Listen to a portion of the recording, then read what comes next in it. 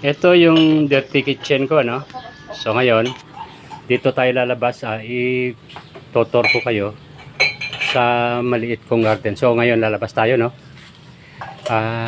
Pagkatapos natin lumabas, makita natin dyan yung bakod ng aking bahay. So ngayon, nakasarado pa. Buksan natin. Buksan natin. Kasi sarado pa. Teka, gawa natin dyan. Kaya, hindi pa pala ito nakappas pa. Dali. Dali. Ayan. Sa bukas na. Bukas natin. Bisitahin natin. No? Ayan, oh.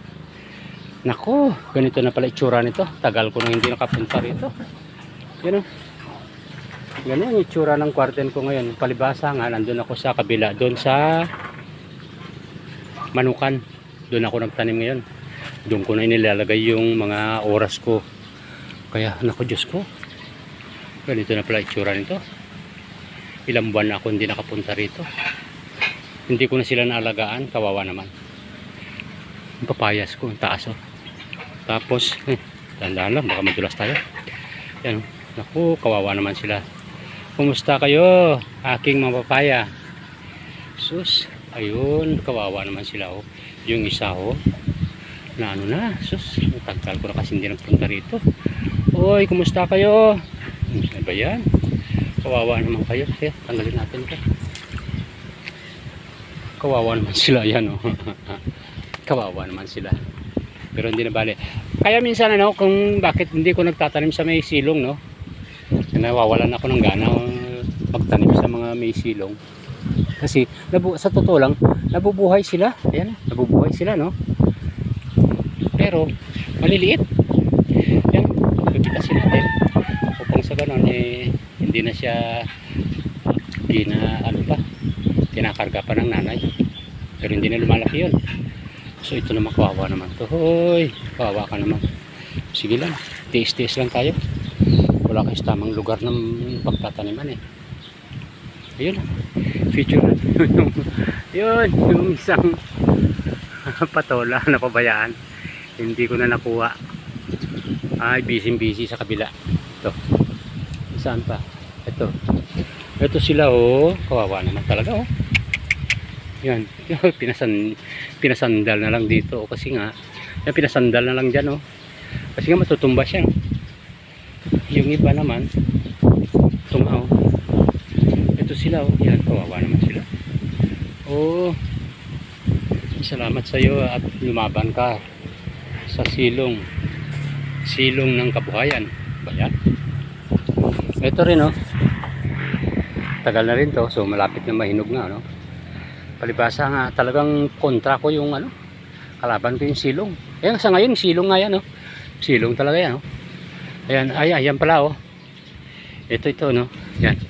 Yan ang aking bahay. Pasensyahan nyo na, ha? Yan ang aking bahay. Ayan, pakita ko sa inyo. Yan ang aking bahay. Yan, pakita ko sa inyo. Yan ang aking bahay. Ang alokbati ko, gumapang na hanggang sa taas. Uy. Ayan, oh. Yan. Bakod dyan. Para hindi pasukin ng mga manok sa loob. Tapos, ito nga pala, saluyot ko, no? Saluyot. Ito, saluyot. Saluyot. Ito naman, sirang payong. Dito pa nilagay. Ano ba yan? Sige lang. Oh, hindi na tayo makakadaan. Kasi nga gubat. Ito yung naging kagubatan. Hoy. My God. Tapos, ikot na tayo. Ito, mga gulay-gulay ko to. Mga dahon ng kamote. Talbos ng kamote. Yan pa sila. Nagkakama na. Tapos ito sa tagal ko na rin talaga hindi nagpunta rito, naging ganito na itsura. Naku, na ba yan? Yan, oh. Pakita natin na maayos. Yan. Sus, kawawa naman sila. Pero kaya ko naman i-feature ito para makita natin kung ano nangyayari sa garden ko sa likod, no? Palibasa nga, matagal lang tayong hindi nakapunta rito at hindi na rin natin napapasyal. Bali, ang pumupunta na lang dito si Mrs. Si Mrs. naman busy, no? Busy siya. Grabe, dami ng trabaho sa loob ng bahay. Kaya hinayaan ko na lang siya na kahit di siya makakatulong dito, okay lang. Kasi busy rin naman siya loob ng bahay. Ng bahay ko, kahit kakahiya naman.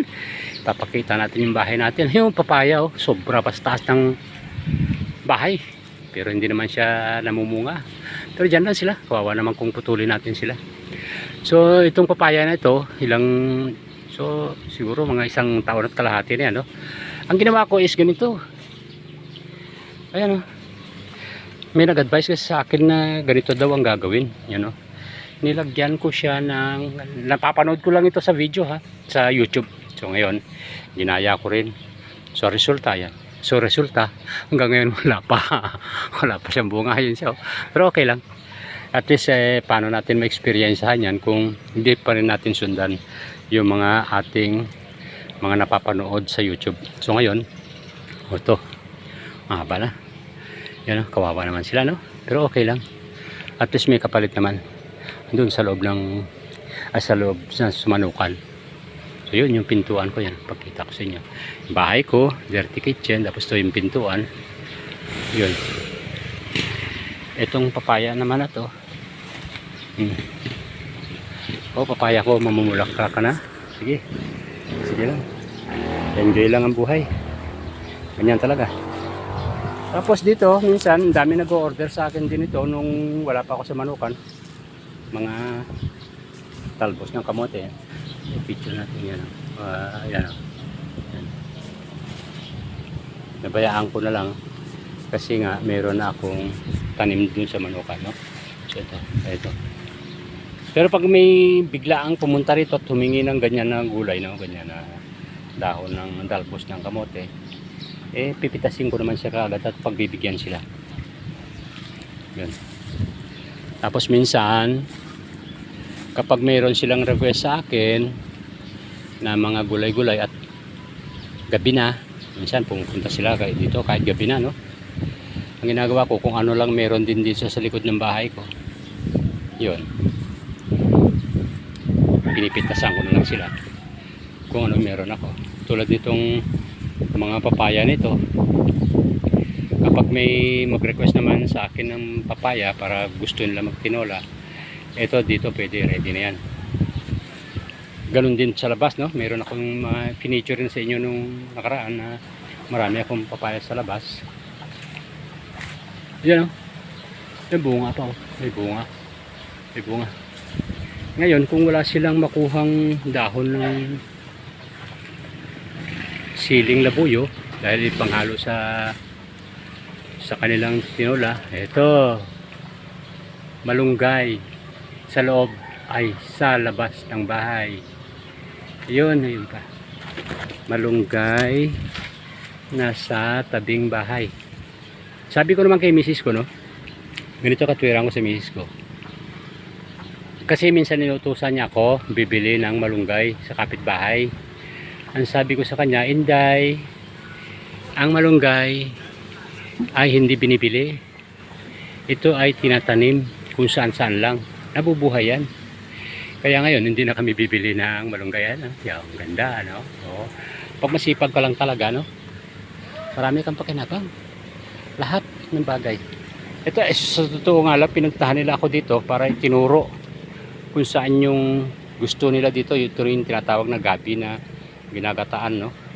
Nilalagyan ng bagongon sa amin dito sa Bacolod. Tapos sa amin naman sa Cagayan is orong.